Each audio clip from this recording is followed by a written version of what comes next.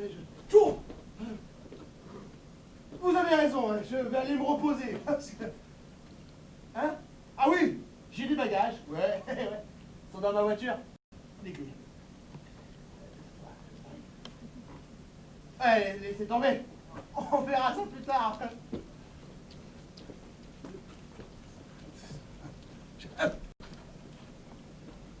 Vous avez besoin de mon nom, peut-être, hein? Si quelqu'un m'appelle...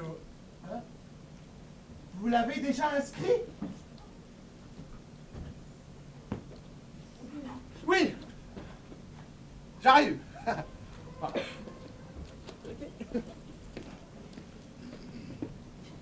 Et moi, je vous dis qu'il y a un nouveau. Mais non, je n'ai rien entendu. Mais ça m'étonne pas. Vous êtes chaud comme une batterie de cuisine. Pardon? Vous voyez, Raphaël, quelqu'un vient d'arriver, n'est-ce pas? Ah. Il m'avait bien semblé. Vous l'appelez Raphaël? Oh, moi j'appelle Gabriel. Et il vous répond? Bah, naturellement. Alors nous avons tous les deux raison. Oh, bah, sûrement pas. Gabriel, vous appelez-vous Raphaël ou Gabriel? Pourquoi ne pouvez-vous supporter que nous ayons tous les deux raison? Parce que vous dites une chose et que j'en dis une autre. Eh bien? Bah, la vérité est nécessairement l'une ou l'autre chose, mais pas les deux, n'est-ce pas? Ou bien. Ou bien vous avez raison et j'ai tort, ou bien j'ai raison et vous avez tort. Votre vérité ne peut tolérer la mienne. Absolument. Ah oui, je vois, un peu comme une femme mariée, ça ne se partage pas. Oh, mais écoutez, j'ai jamais partagé la présidente avec qui que ce soit. Ah, je vous crois d'autant plus que vous m'avez montré sa photo hier. Pardon? Vous m'avez montré sa photo hier. Avez-vous vu le docteur S aujourd'hui? Moi, toujours pas. Mais pourtant formulé expressément une demande de rendez-vous ce matin, on n'y a toujours pas répondu. Enfin, est-ce qu'on peut traiter les gens comme ça? Je vous le demande. C'est totalement inadmissible. Enfin, des dossiers précis, exhaustifs ont pourtant été constitués sur chacun d'entre nous. Le docteur S devrait savoir à qui il a affaire. Croyez-vous que ce médecin soit seulement compétent?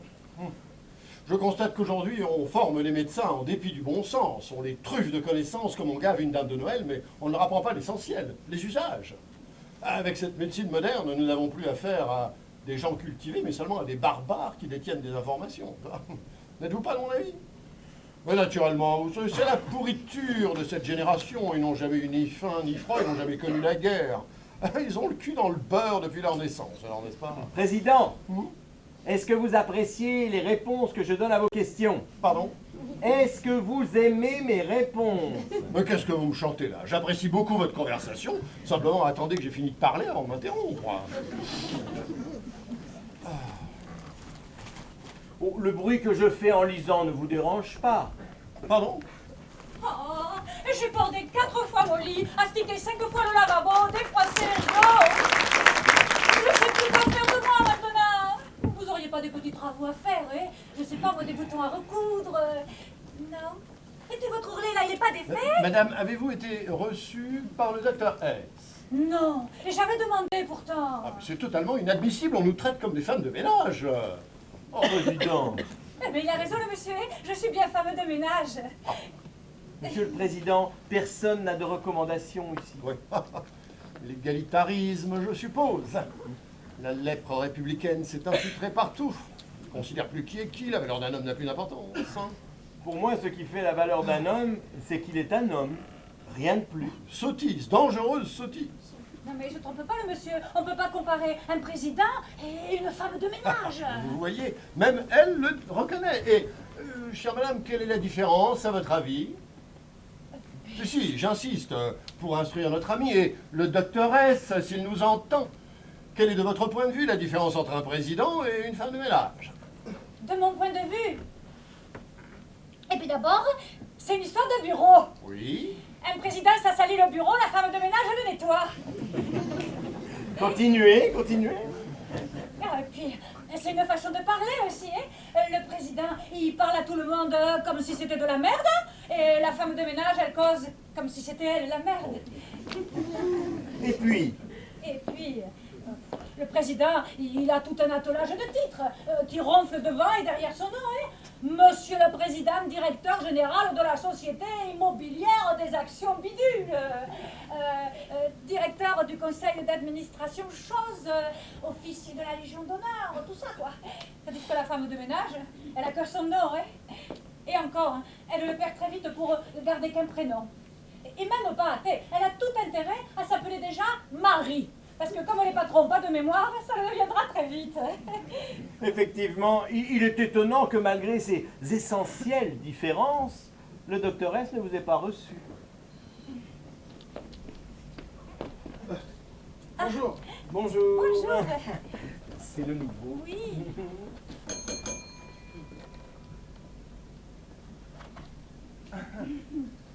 Je suis Julien Portal. Ah, laissez-moi vous présenter. Monsieur le président Delbecq, Madame Martin Marie, Martin.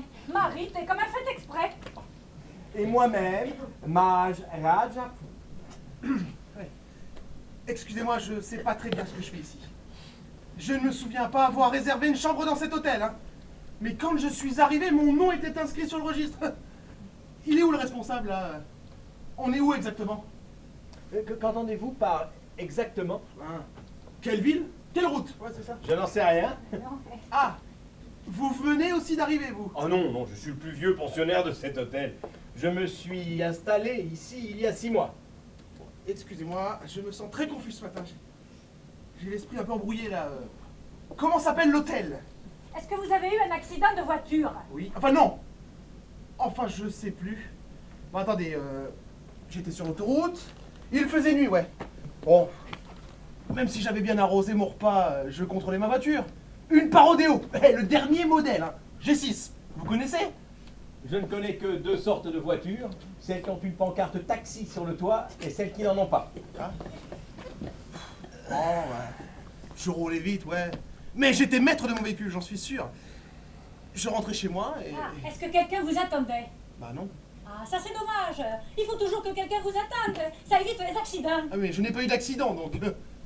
Non, non, je n'ai pas eu d'accident.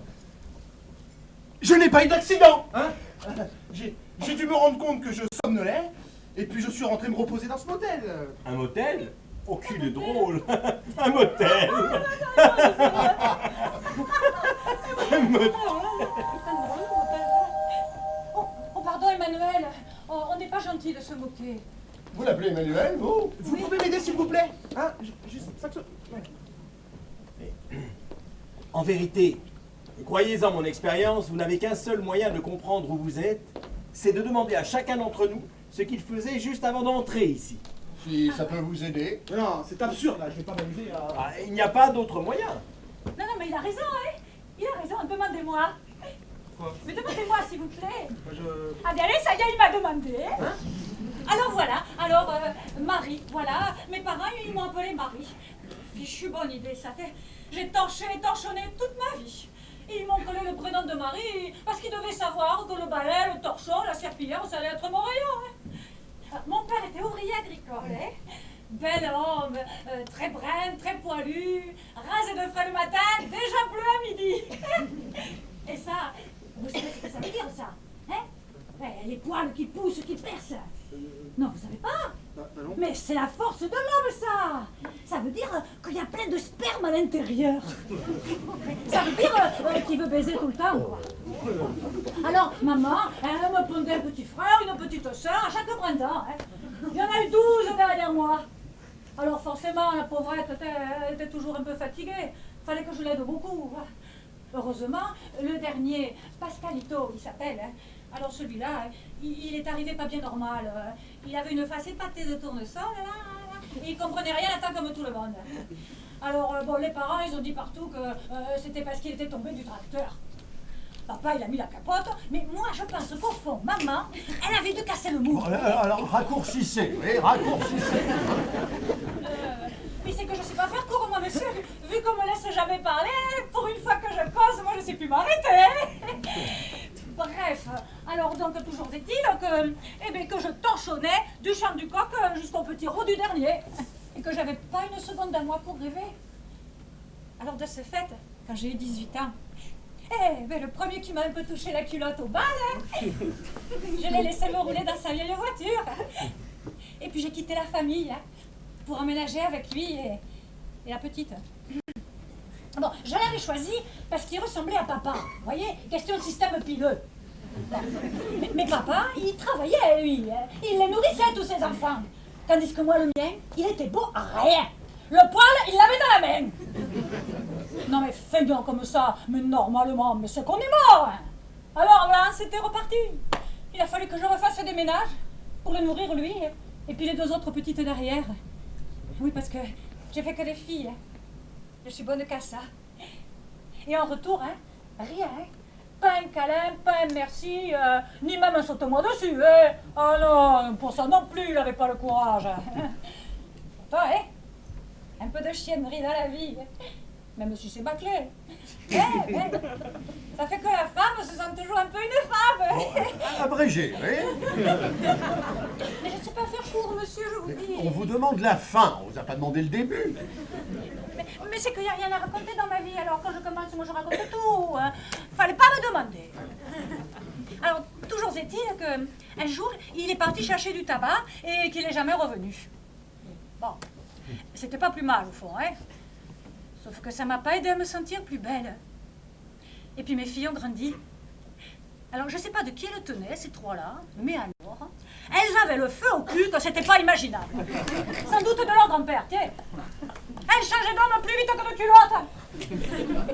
Ah ben j'ai eu toutes les peines du monde, moi, à les mettre en ménage et puis à leur faire arrêter de courir le saucisson.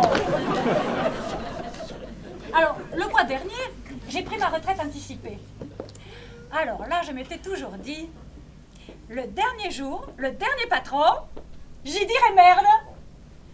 Et bien, au lieu de ça, en rangeant mes pelles et mes balais, j'ai été prise de lourdeur, je me suis mise à frissonner, et là, dans un salon qui était même pas chez moi, hein, je me suis retrouvée à valdinguer les quatre fers en l'air sur le tapis. Ils ont été très gentils à l'hôpital. Je savais pas que c'était aussi bien l'hôpital. Hein? Tout blanc, tout propre, sans que ça soit moi qui gratte et qui torchonne, avec des jeunes gens souriants et puis des plats tout préparés. Hein? Je crois bien que les plus beaux jours de ma vie, je les aurais passés à l'hôpital.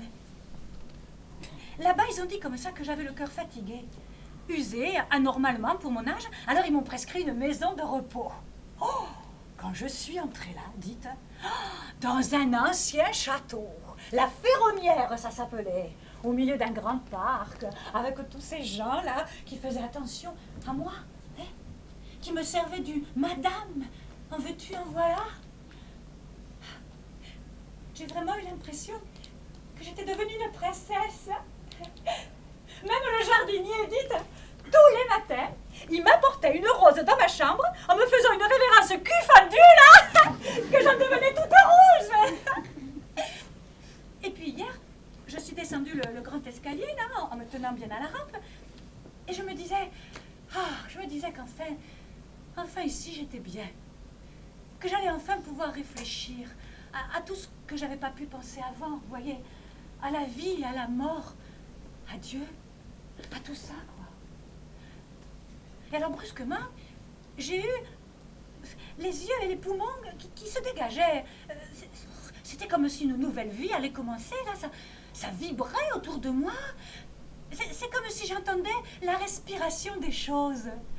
Ah, ben, je me suis dit, ça doit être ça, être heureuse. Et voilà, Blanc. j'ai refait une attaque. Mais depuis?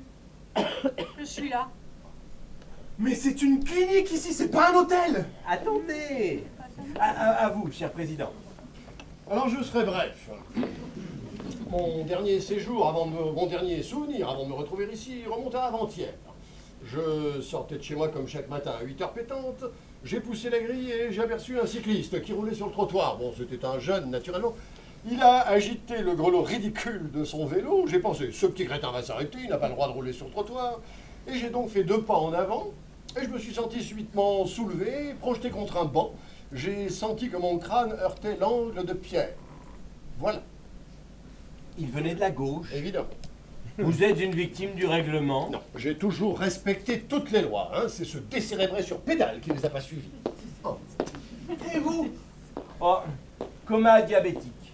Enfin, mais où sont les infirmiers et puis les docteurs? Hein? Et pourquoi nos chambres ne sont pas équipées d'appareils pour les soins? Nous ne nous trouvons pas dans un hôpital. Attendez, on n'est pas aux urgences là? Non. Réfléchissez. Vous êtes dans le couloir A ou le couloir V? Celui-ci? Le couloir V. Ah. Alors vous n'avez pas eu d'accident? Mais naturellement que j'ai pas eu d'accident. C'est ce que je me tue à vous dire depuis tout à l'heure là. Mais pourquoi un couloir A et un couloir V? Qu'est-ce que ça veut dire ça? Bon, et vous allez certainement rencontrer le docteur S. Alors attendez, vous me dites que nous ne sommes pas dans un hôpital. Hein. Mais il y a un docteur. Ouais, S, le docteur S. Mais je veux le voir immédiatement. Ah, mon cher, on ne rencontre pas le docteur S comme ça.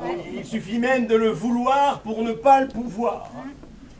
Mais dites, est-ce que vous vous êtes pas jeté exprès sur votre platane? Mais quel platane? Hein? Vous parlez de quoi là? Platane. Non, vraiment. Avec tout ce que nous nous sommes dit, vous ne comprenez pas. Vous ne faites pas le rapport entre nos derniers souvenirs. Vous voulez dire que... Nos derniers souvenirs sont tous, malheureusement, des derniers souvenirs. C'est ici? Nous sommes morts! Mort! Je suis mort! Arrêtez de rire, je suis mort! Remarquez que si vous l'êtes, nous le sommes aussi. Mais je suis tombé sur des fous, moi! Et je reste pas une seconde de plus ici, hein! Allez, le bouton, le bouton! Ah là, ça y est, il va y avoir de la casse. Je veux sortir! On ne peut pas appeler cet ascenseur. Je prendrai l'escalier de service! Il n'y en a pas. Vous êtes fous enfermés, vous, hein! Fous! fait. C'est fait. Mais c'est toujours aux enterrements que je pique des fous rires. Hein. Il y a pas, je vais trouver! Je vais trouver! Il doit essayer. Non mais c'est normal qu'il y croit pas, il s'est pas vu partir. Moi, la première nuit ici, j'avais même essayé de creuser le sol de ma chambre. Scandaleux! C'est scandaleux! Il n'y a pas d'issue! Juste des fenêtres opaques mais qui s'ouvrent pas! Je vous préviens, si vous ne m'indiquez pas la sortie tout de suite, je casse la vitre et je me jette de l'étage, hein! Mais naturellement. Ah bah d'accord, tu vas voir! Oh là là, le pauvre. Ah, ah, ah, je vous l'avais dit qu'il y avait de la casse. Moi je ne veux pas qu'on casse, ça me fend le cœur des pauvres objets qui sont pour rien. Quelle importance. Ça doit être une déformation professionnelle, ça. Parce que vous comprenez, nous, dans le ménage, on est tellement habitués à rester seuls dans les maisons et puis à prendre soin des choses qu'on finit même par leur parler. Ah oui, comme par exemple, on frotte l'argenterie. C'est comme si on lui faisait la toilette. Quand on cire une table, eh bien on a l'impression qu'on la nourrit. Et quand on casse un objet, c'est comme si on faisait du mal à une personne. On est là, on s'excuse, on bredouille, et puis on porte les objets à la poubelle en se sentant coupable. Les vitres ont résisté! Cet endroit n'est pas réel, c'est ça! C'est pas réel! Je suis en prison, ça va être toi! Vous n'y êtes pas entré de votre plein gré. Vous n'en sortirez pas de votre plein gré.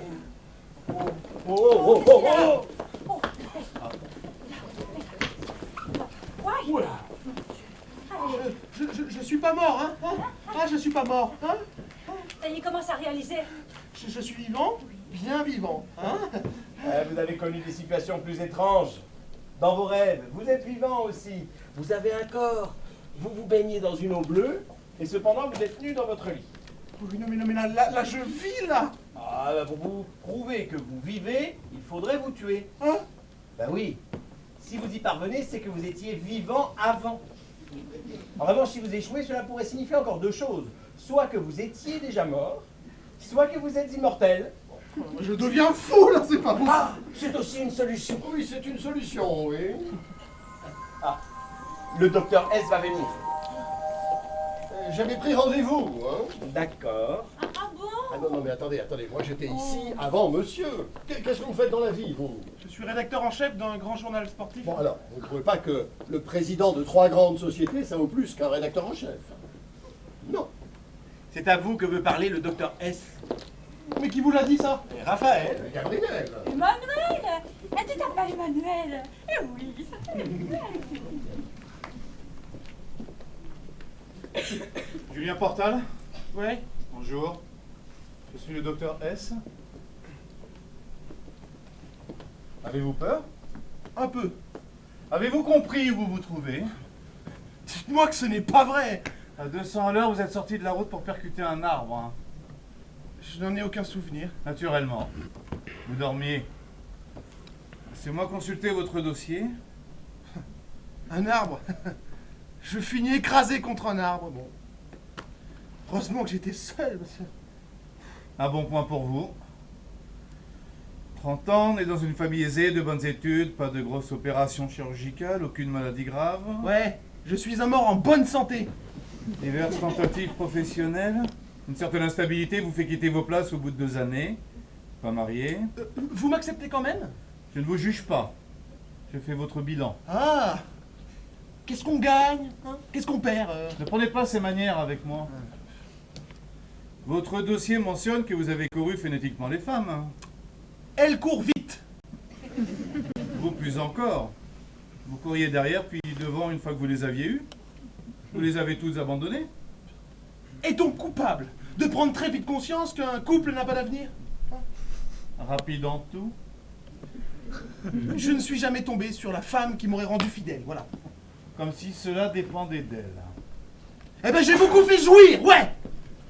J'ai beaucoup fait pleurer aussi, mais c'est le même lot. La plupart des femmes que j'ai rencontrées, elles voulaient pas l'amour, mais des histoires d'amour. Et puis de quoi parlons-nous là, hein? Vous n'allez pas me noter non plus.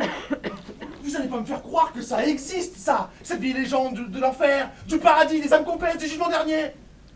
Je refuse que vous me condamniez. Je suis mort, c'est pas suffisant ça. Vous vous trompez complètement. D'abord, je suis le docteur S. Ensuite, vous n'êtes pas mort. Quoi? Naturellement. Je suis vivant. Ah, je le savais, je l'aurais dit tout à l'heure. Oh, je suis vivant. Ça c'est cool, je suis vivant. Je n'ai pas dit cela non plus. Quoi? Que vous êtes vivant. Bon, écoutez, je vais même plus chercher à comprendre ce qu'on raconte ici, hein. Puisque je tiens debout, je peux partir, hein? Cela ne dépend pas de vous, Ah, vous comptez m'en empêcher. ni de moi. Alors écoutez-moi bien, docteur machin chose. Je sais pas très bien comment je suis arrivé dans votre clinique. Sans doute ai-je dû m'endormir au volant, me planter dans un arbre, ou perdre connaissance le temps qu'on me transporte ici, hein, ouais. Seulement maintenant, je suis super bien, j'ai en aucun cas besoin de vous, salut! Allez. Et dites à cet ascenseur de venir! Tenez-vous à recommencer votre circuit? L'ascenseur? Les escaliers introuvables, les vitres qui ne se brisent pas?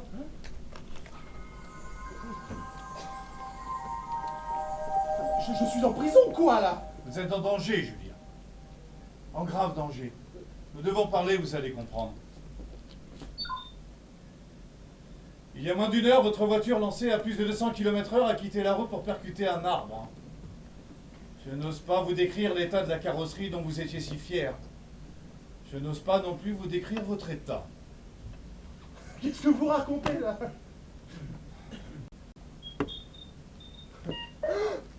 L'ambulance vient de vous amener, inconscient, tuméfié, les genoux cassés, plusieurs côtes enfoncées, au service des urgences de l'hôpital Descartes. Une équipe hautement qualifiée s'active autour de vous pour tenter de vous sauver la vie. Ils ne sont guère optimistes, ils retiennent leur souffle. Le vôtre. Ils font le maximum.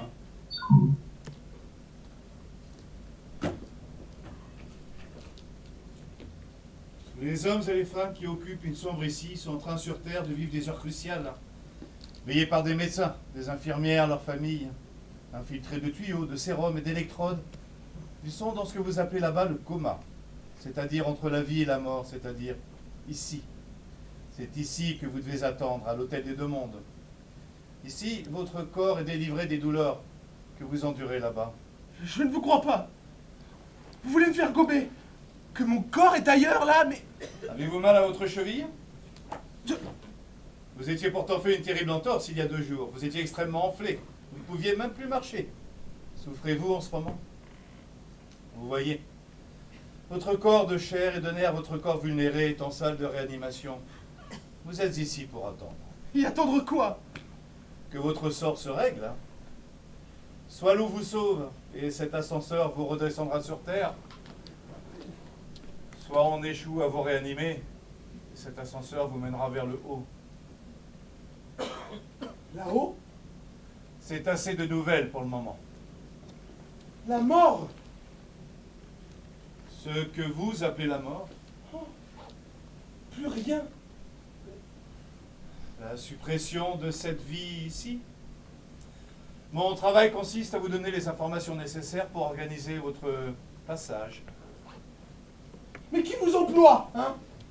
Et qu'est-ce que ça signifie, ça, le couloir A et V? Comment? Vous n'avez pas deviné. Couloir A pour accidenté, couloir V pour volontaire. Autrement dit, les suicides. Mais vous vous êtes trompé, là! Vous m'avez placé au couloir V! Je ne me suis pas suicidé, hein! J'ai eu un accident! Ah oui? Attendez, je me suis pas jeté volontairement contre l'arbre, hein! Ah oui. Monsieur Portal, non seulement tout à l'heure vous aviez de l'alcool dans votre sang, mais cela fait des années que vous buvez. Vous avez essayé d'autres drogues, plus douces, plus violentes, plus rares. Mais l'alcool a toujours été ce qui vous a le mieux permis de vous fuir. Votre journal s'écroulait, vos affaires périclitaient, vous vous en moquiez éperdument. Votre comportement semblait de plus en plus aberrant aux yeux de vos collaborateurs. Depuis des mois, vous aviez largué toutes les amarres et vous filiez visiblement à votre perte. Hein. Alors comprenez bien qu'au le matin, on vous trouve plein comme une bouteille écrasée à 200 à l'heure contre un arbre. On en conclut que c'est un suicide. Un suicide long et programmé depuis longtemps. Un long suicide, moi? Oui, l'alcool, le suicide des lâches. Maintenant, je vous prie de m'excuser, je n'ai pas que vous comme patient.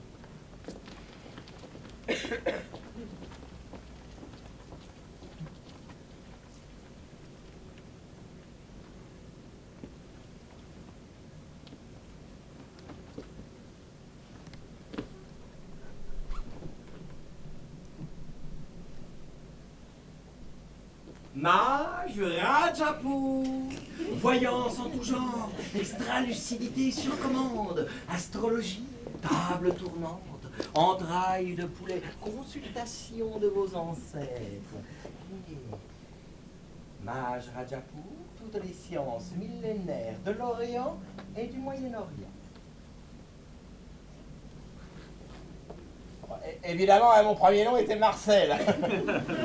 Marcel Péluchat, né rue des Filles du Calvaire, République, Paris. Ah, comment les chromosomes et les ovules, ces petites bêtes intelligentes, peuvent-ils à ce point se tromper? Voulez-vous que je vous lise votre avenir? Vous vous foutez de ma gueule, là! Un peu. Ouais. Remarquez, il y en a qui ne demandent que ça. On me paie même. Sûrement pas ici. Hein. Ah, mais même ici, vous pouvez pas vous imaginer la cagnotte que je me suis faite depuis 6 mois. Le seul problème, c'est que cet argent ne me sert à rien présentement et que l'avenir est incertain. Oui, ben, enfin, ça occupe. Ouais, ben... C'est révoltant! Oh, 6 mois de coma, ça me donne des excuses tout de même. Mais non! Je parlais de cet endroit, là. Et puis cette attente. Écoutez, cachot pour cachot, quelle différence, hein? D'ici ou d'ailleurs, on ne s'évade que par la fenêtre de la mort, et on ne sait jamais sur quoi elle donne. En bas, on savait qu'on mourrait, mais on tournait le dos à la voie ferrée, on ne voulait pas venir voir le train. On se disait que le prochain ne serait pas pour nous. Ici, l'horaire se précise. Eh bien, voulez-vous que je vous dise, c'est beaucoup plus agréable. Oui. Ben si, ici on devient gourmand, on profite. Maintenant, je me délecte de chaque moment comme d'un bonbon. Je le déplie, le savoure. Ah oui? Et comment peut-on se distraire ici, là? Ah ben justement, voici ce qui change tout. Ici, on ne se distrait pas, on s'occupe. On s'occupe. D'abord, on rencontre des tas de gens. Si vous avez la chance de rester longtemps en service de réanimation, vous pourrez constater que ça défile beaucoup, hein. Tous les jours, ça entre, ça sort. Et puis nous papotons. Voilà, là comme nous le faisons actuellement. Je ne dis rien d'important, ni même d'intelligent, vous non plus. Mais nous papotons. Ça veut dire que j'existe, que vous aussi, et que se tissent entre nous des rapports humains. N'est-ce pas charmant? Ah oui? Et à quoi bon, hein? Où cela vous mène-t-il d'avoir des rapports humains avec des gens que vous ne reverrez sans doute jamais, hein? Ah oui, alors, si vous n'aimez fréquenter que ce qui dure, allez parler aux pierres, aux roches, aux montagnes. Mais je doute si elles sont aussi intransigeantes que vous qu'elles vous adressent seulement la parole. Touché. Vous voyez comme la vie peut être amusante. Ah. Oh, pardon. Vous voyez comme le coma peut être gai. Moi, je suis déprimé. Hein? J'ai toujours été déprimé, voilà. Un enfant gâté peut-être. Pourquoi vous dites ça? Parce que vous n'êtes pas franchement laid. Parce que vous n'avez pas l'air tout à fait pauvre. Un enfant qui s'ennuie au milieu des jouets qu'on lui a donnés. Vous me méprisez. Oh, pas du tout. Je suis ravi que les riches aient aussi des problèmes. Je ne comptais pas vous faire pitié. Hein. Le manque d'appétit, c'est peut-être le pire des maux. Naître repu.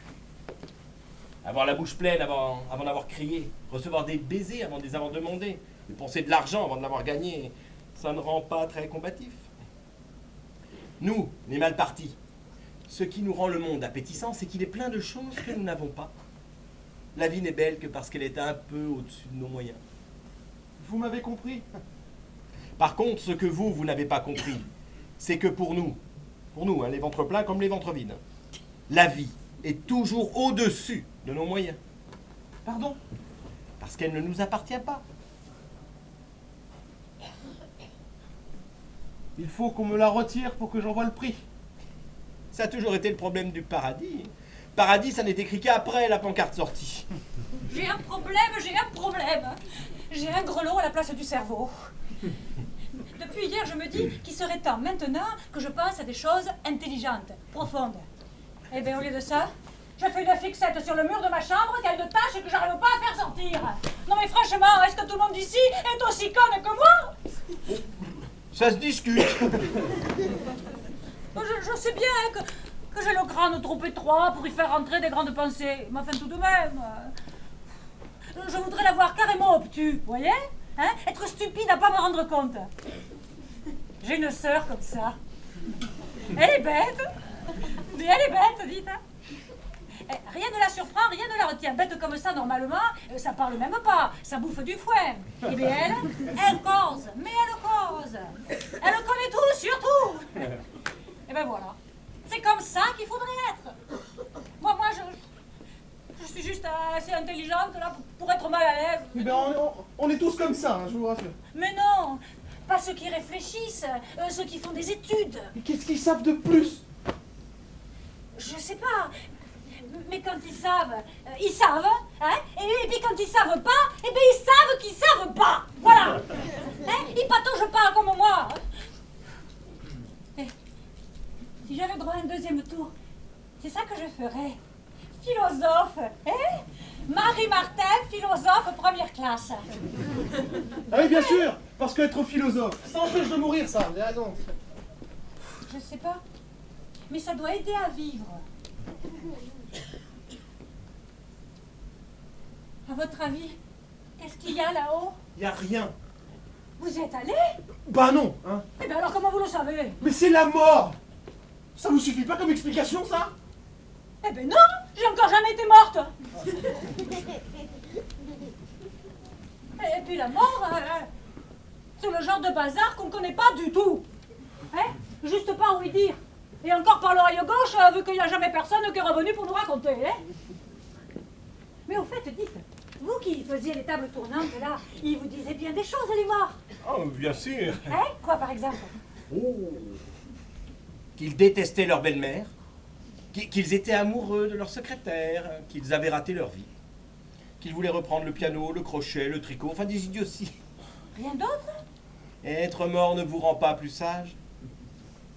J'aurais cru. Mais enfin tout de même, ils vous disaient pas comment ça se passe là-haut? Non. Mais enfin tout de même, s'ils vous parlaient, c'est qu'ils existaient, hein? Enfin je veux dire que d'une certaine manière, ils étaient pas morts. Ah, Peut-être. comment ça peut être? Ils vous parlaient, oui ou non? Mais ce n'était que son imagination. Ben, évidemment, c'est avec ça que ça parle les morts. Évidemment, parfois j'entendais des voix. Des mots au fond de ma tête. Mais ça m'arrive aussi la nuit, au cours de mes rêves, en dormant, comme tout le monde, ça ne prouve rien. Ouais. Ça prouve surtout que vous n'étiez pas un vrai mage. Hein? Et qui sait? Oh, mais arrêtez de plaisanter. On sait tous très bien comment ça va se terminer, hein. Tiens, Marie, est-ce que vous avez des souvenirs d'avant votre naissance? Ben non. Non. Eh bien, votre mort, pareil, rien. Rien? Oui, le néant. Minute. Le néant, hein? C'est quand il n'y a rien tout le temps. Bon, or, entre-temps, hein, entre avant moi et après moi, eh bien, il s'est passé quelque chose. Moi, j'ai existé. Hein, alors? Bon ben d'accord, oui, alors, un match a eu lieu, ouais. Un match qui ne devait pas avoir lieu, mais qui a eu lieu quand même. Ouais. Mais c'est un match idiot, inutile, sans conséquence, une erreur. Oh, et dites, vous dites ça juste pour moi ou en général? Ah non, je dis pour vous, pour moi, pour le match, tiens, pour chacun. L'humanité n'est qu'une partie qui finit toujours mal. Et à laquelle j'ai pas demandé de participer, moi. Hein? Vous critiquez parce que vous pensez qu'il n'y a rien là-haut. Bah, évidemment.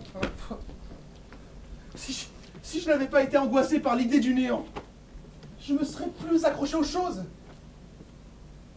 Et aux gens aussi. Lorsque j'entamais un projet, je pensais tout de suite à quoi bon, hein? Pourquoi investir du temps et de l'énergie? Tout ça pour faire quoi? De la poussière. Et lorsqu'une folle me criait « Je t'aimerai toujours », je pensais encore à la poussière. Et quand vous bandiez? Marie. Eh bien quoi, vous n'avez pas envie de lui poser la question, vous? Si, Bon, alors, mais... allez, répondez à la question que le mage n'osait pas vous poser parce qu'il est bien élevé. Hein? Alors, quand vous chutez, hein, là aussi, poussière. Non. Avec les femmes, c'est même ce que je faisais de mieux, alors. Forcément, hein, ça ne dure pas trop longtemps. Marie. Heureusement pour vous et pour elle que vous aviez des amnésies de poussière. Mais même en marchant dans la rue, je ne croyais pas à la réalité. Je voyais passer des chapeaux, des manteaux, des chaussures. Les humains, je les vidais de leur chair. Je voyais déjà le squelette. Il y avait une main à l'intérieur de moi qui m'empêchait de croire la réalité. C'était l'idée de la mort. Si l'on m'avait certifié qu'il y avait une vie après la vie, mais j'aurais changé. Mais en fait, Sûrement. En fait, ce qui vous empêchait d'apprécier la vie, c'était de penser qu'elle se terminait. Oui. Mais c'est tristement pauvre, monsieur, d'avoir faux partout. Alors comme ça, vous vous faisiez une mauvaise idée de la vie que vous connaissiez à cause de la mort que vous connaissiez pas? L'ombre faisait de l'ombre à la lumière. Ah, je vois, moi. Vous avez fait le tour de tout sans être allé nulle part. Dans votre genre, vous êtes aussi conne que moi. Et s'il y avait un jardin là-haut? Hein?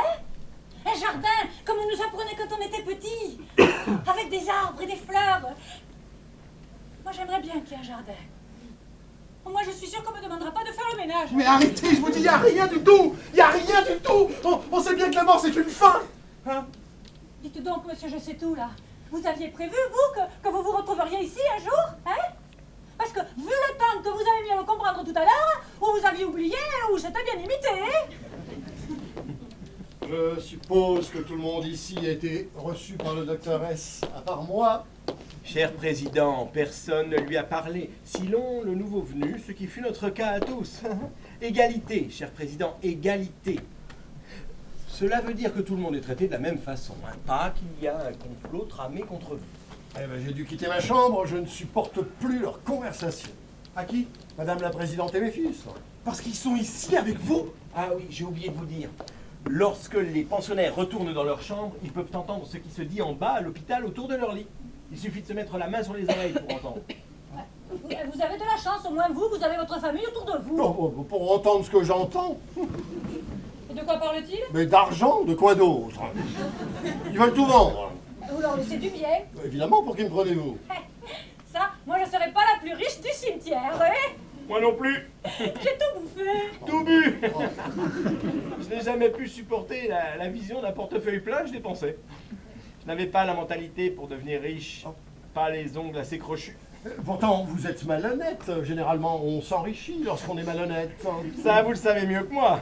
Pardon. Je lis la presse, monsieur le président Delbecq.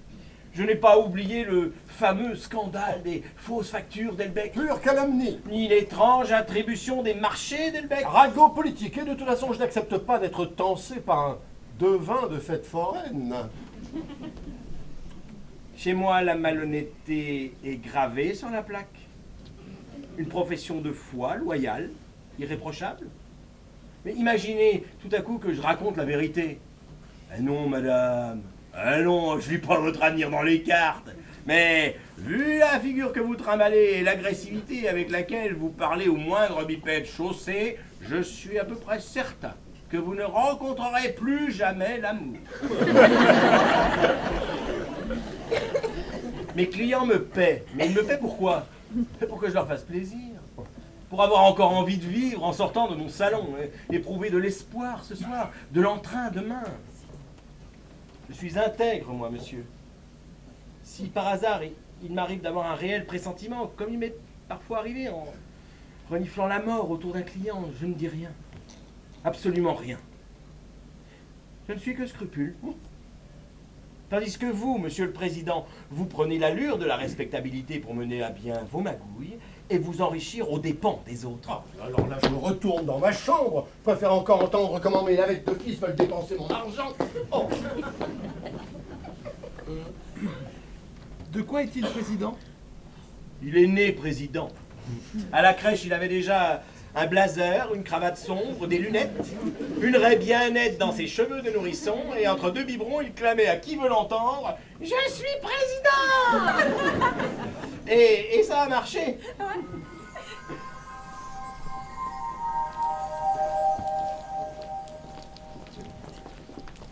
Docteur, donnez-moi de mes nouvelles. Je vous en donnerai lorsque j'en aurai, Madame Martin. Pour l'instant, votre état reste stationnaire. Excusez-moi.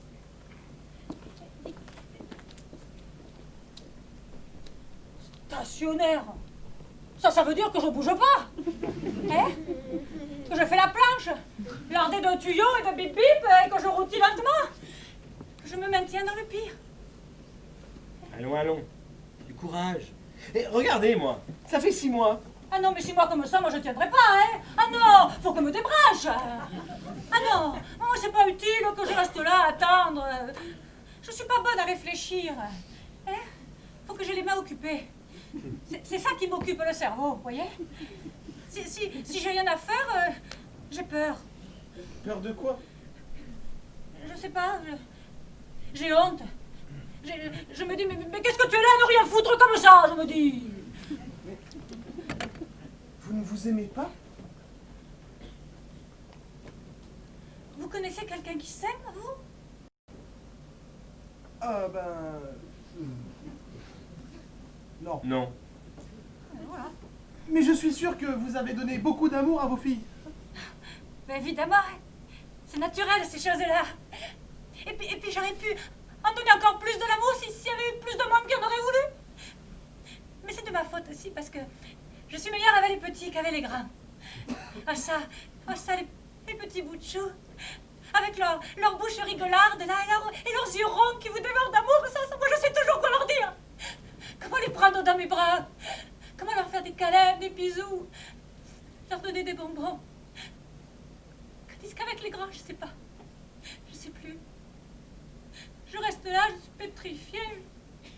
J'ai l'impression qu'ils vont se rendre compte. Compte de quoi?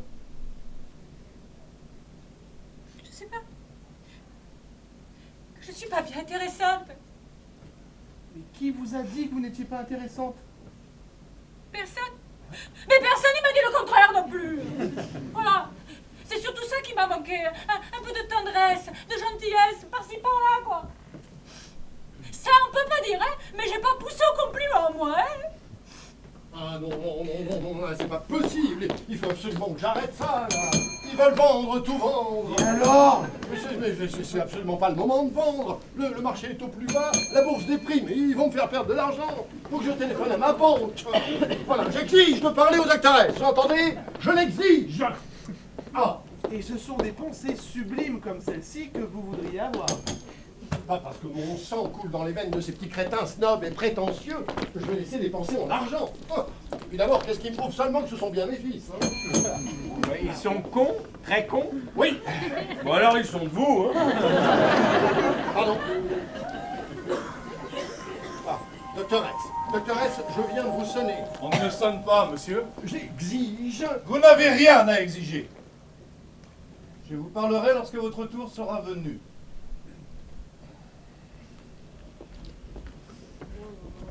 Vous devriez interroger le président.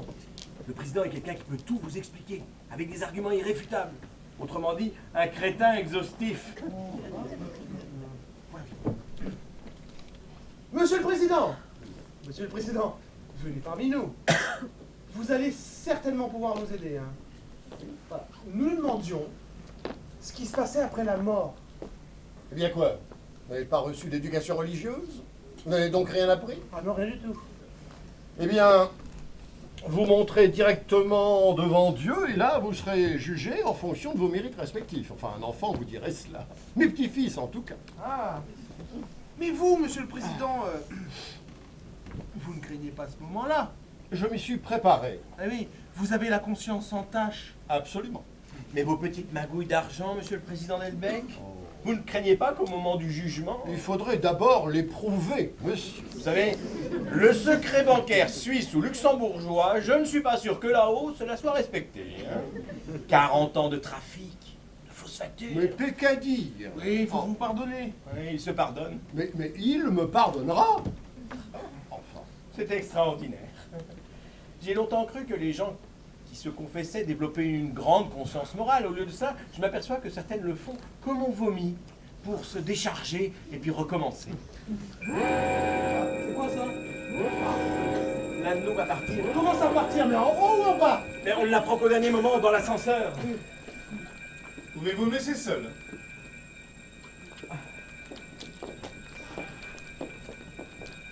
Madame Martin?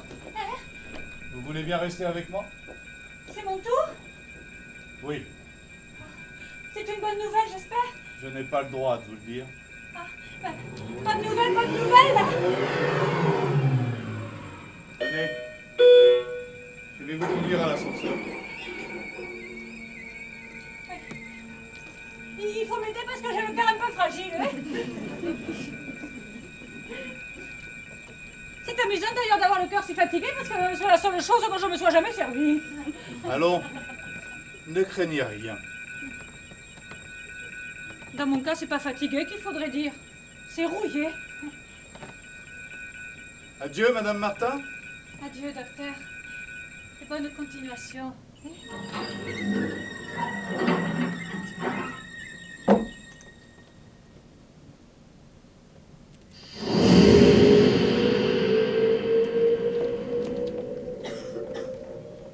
Pauvre femme. Vous qui êtes là depuis longtemps, quand la journée commence comme ça, est-ce que ça signifie que tout le monde va partir par le haut? Mais non. Ah, bah tant mieux. C'est tout l'effet que ça vous fait à vous. Bah, peut-être même que si ça commence par un client qui monte, on peut imaginer que le suivant descendra. Vous me faites songer à ma tante Zoé qui tous les matins lisait avec délectation les avis d'obsèques dans la presse. Chaque fois qu'elle lisait le nom de quelqu'un de sa génération, elle glapissait joyeusement « Tiens, un de plus !» Comme si voir partir un de ses contemporains la rendait, elle, plus vivante. Alors ça, c'est très amusant ce que vous me dites là, parce que ça me fait exactement le même effet, ouais. Vous ne pensez qu'à vous. Bon, évidemment. À qui d'autre? Bon. Cher ami, j'ai trouvé l'homme qui s'aime. Moi, je t'aiderai pas ici. Hein. Quelqu'un arrive. Ah, un nouveau. Quelle chance. Restez ici, je vais chercher son dossier.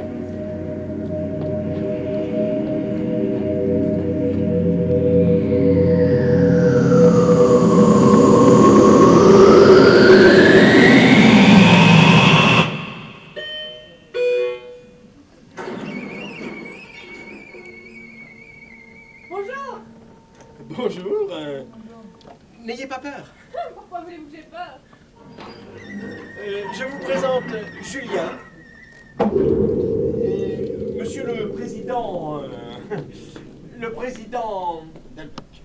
Pardon, Delbecq. Et moi-même, Maj Rajapour. Je suis ravie d'être ici. Ah, vous croyez-vous donc être malheureuse?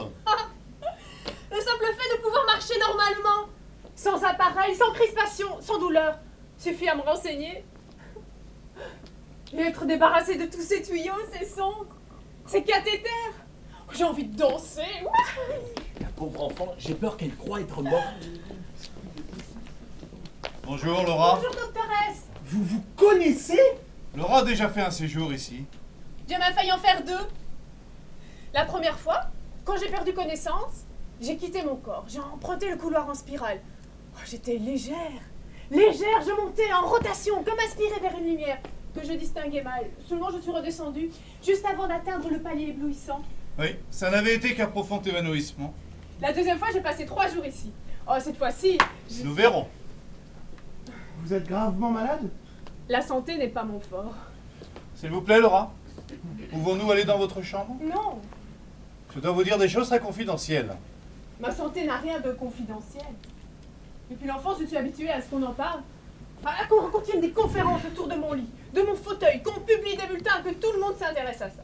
Alors, moi, je m'y occupe pas trop et j'en parle jamais. S'il vous plaît, Laura, allons dans votre chambre. Non. Et qu'avez-vous à m'apprendre? Que mon cœur ne bat presque plus, qu'il menace maintenant de s'arrêter si on ne me greffe pas immédiatement. Je le sais déjà, que je dépends de la bonne volonté du hasard. Qu'il faut que quelqu'un meure. Rapidement, brusquement et proprement pour que je lui vole son cœur. Je le sais aussi. Vous n'avez pas changé. Pourquoi voulez-vous que je prenne un air grave quand on parle de ma santé? Ça serait irréparable. Advienne ce qu'il arrivera.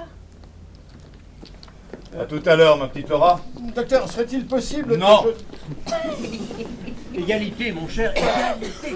je... J'avais rien connu d'aussi humiliant. Qu'est-ce que vous aimez faire dans la vie? Je sais pas. Et vous? C'est décevant comme réponse. Oui, ben, je suis un homme décevant. Hein. Qu'est-ce que vous faisiez avant que j'arrive? Comme d'habitude, on disait du mal les uns des autres. On mordait un peu pour se faire les dents. On continue. Ah, on ne vous connaît pas encore assez pour bien dire du mal de vous. J'ai une idée. Dites. Oh, vous allez être choqués. Dites. Voici.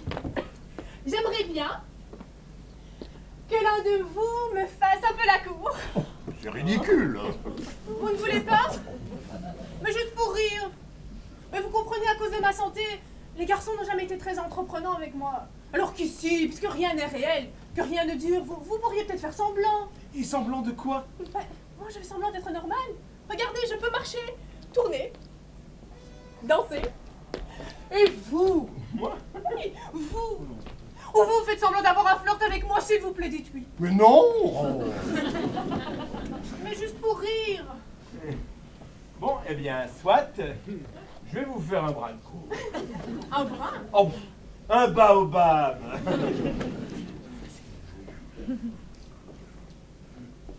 Faites-le, vous. J'ai la nette impression qu'elle préférait un brin de votre cour à mon baobab. Ne comptez pas sur moi. Hein. C'est elle qui compte sur vous. Ah ouais, mais moi j'ai pas envie là. Pourquoi, vous ne savez pas? Bien sûr que si, je sais. J'ai vomi tous ces mots-là 100 000 fois là, mais là, j'en suis malade d'avance, non. Pour lui faire plaisir. À quoi bon? Hein? Alors, quand il s'agit de faire la cour à quelqu'un pour vous faire plaisir, vous trouvez les mots. Mais lorsqu'il s'agit de faire plaisir à quelqu'un d'autre, alors il n'y a plus personne. Alors, mon petit, on commence par quoi? La lune, les étoiles, les fleurs, les animaux? Ou alors je passe directement à vous? Ah, moi, directement. Alors, soit.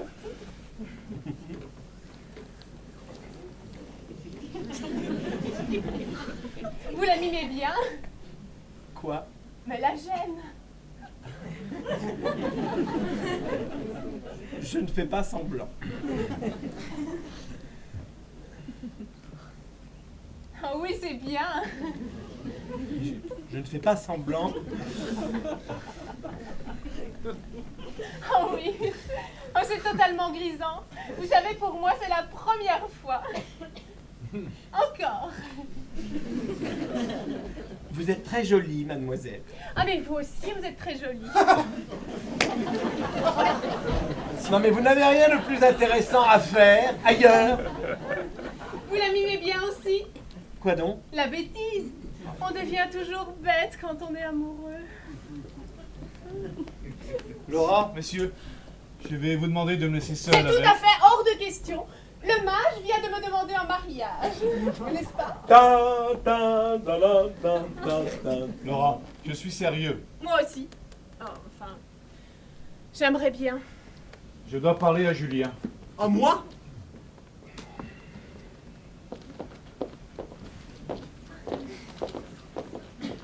Vous avez bien fait de refuser ce jeu.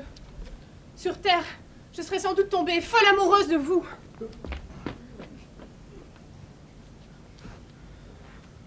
Julien, Vous venez d'entrer en salle d'opération. L'équipe médicale détecte plusieurs hémorragies internes. Je vais m'en remettre, hein. Ils font tout pour. Vous passez un moment très difficile. Pourquoi vous me dites ça comme ça, là? Pour ne pas vous le cacher, Et c'est tout? c'est assez, non? N'ayez pas peur. Ah ben, j'aimerais vous y voir, moi, tiens. Eh bien, vous m'y voyez. Excusez-moi, rien de plus commun que de se croire unique, hein. Si vous étiez obligé de voyager dans une malle, Oui. préféreriez-vous que cette malle soit piquée de clous ou garnie de satin? Garni de satin. Alors n'ayez pas peur, de toute façon vous ne savez pas ce qui va vous arriver. Alors préférez le satin au clou. Soyez confiants. Vous avez une idée, vous, de ce qu'il y a au-dessus? J'ai de l'espoir. Comment peut-on être aussi optimiste? Quand on ne peut pas faire autrement. Je me suis habituée à mettre de l'énergie partout. Sans doute parce que j'en ai pas dans les muscles. J'aime la vie d'un amour non réciproque, mais d'amour fou. J'aime la mort aussi. Vous devez plaire aux hommes. Non. Ben, je leur fais peur aux hommes. On peut pas imaginer qu'un garçon sérieux tombe amoureux de moi. Tout le monde sait que j'en ai pas pour longtemps à vivre, que je ne pourrai sans doute jamais porter un enfant ni le mettre au monde. Sur Terre, je suis un simulacre de femme, un fantôme. Je n'offre pas d'avenir. Là-bas, ils vivent comme s'ils étaient immortels. Ils n'aiment pas. Ils investissent.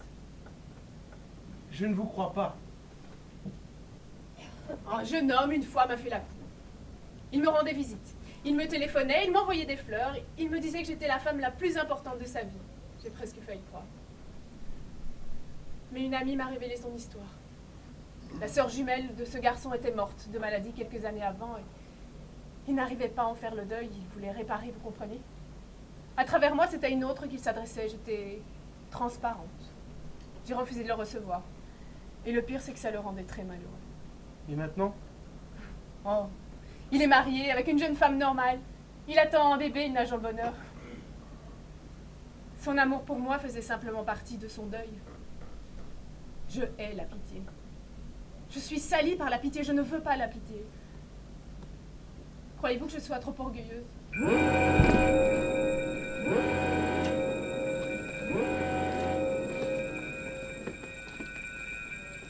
Julien, c'est votre tour. À moi? Oui. Venez vers l'ascenseur. Non.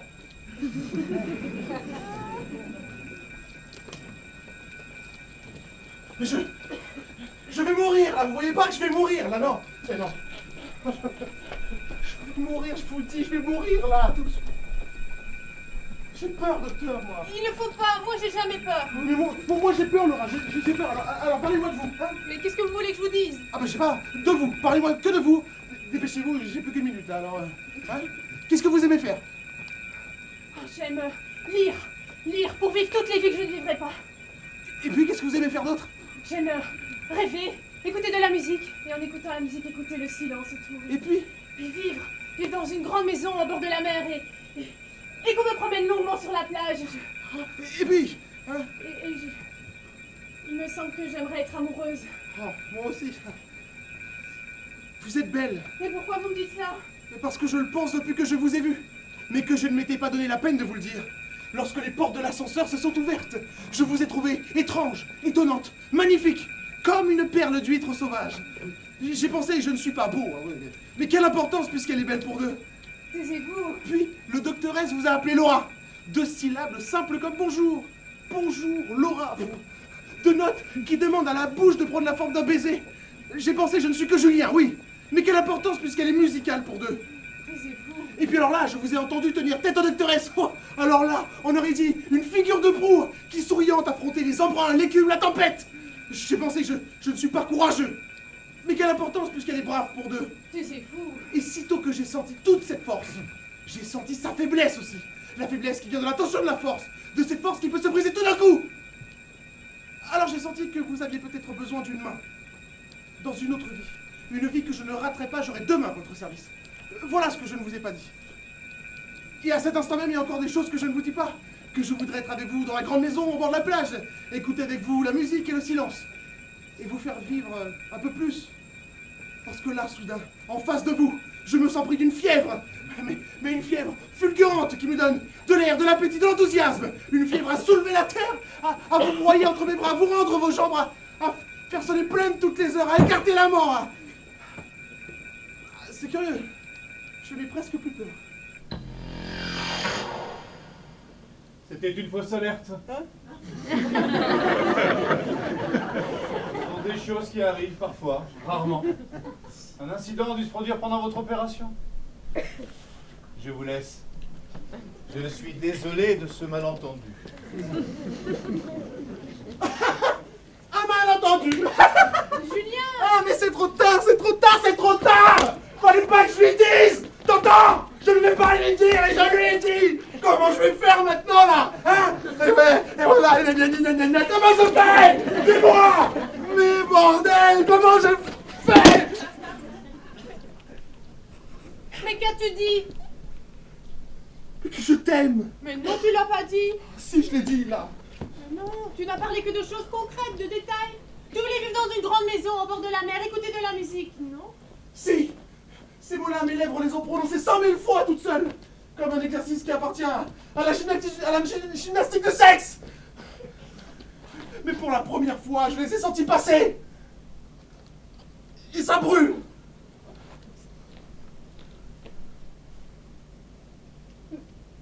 Mais tu n'as rien dit. Je l'ai dit. Et je te le dis.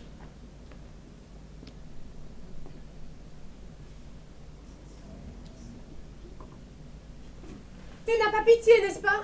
Pas une seconde. C'est vraiment injuste. Jusqu'ici, je n'avais jamais eu peur. Maintenant, j'ai si peur. Mais peur de quoi? Mais peur de te perdre.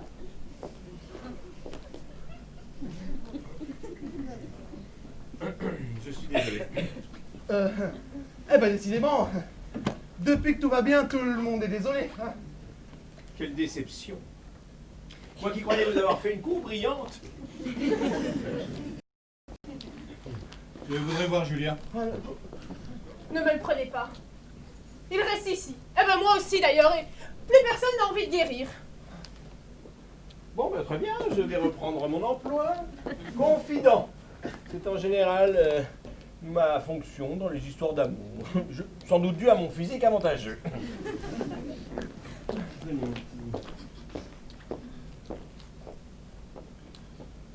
Je sais ce qui s'est passé. Pendant un moment, vous avez failli sortir du coma. Ouais, c'est bien ce qui s'est passé, ouais, le brouillard s'est dissipé. Mais Laura, hein? Je ne peux rien dire. Qu'en pense-t-il là-bas? Il faut qu'on trouve un cœur à lui greffer. C'est la dernière solution. Y a-t-il une chance? Chance est le mot. Il faut que quelqu'un meure pour qu'elle vive. Quelqu'un que l'on amène à l'hôpital Saint-Louis, et cela dans les heures qui viennent. Et vous ne savez pas? Je ne sais jamais qui va mourir, maintenant, demain. Pourtant, on vous informe. On. Ah oui, Dieu, le diable, le destin, j'en sais rien, moi.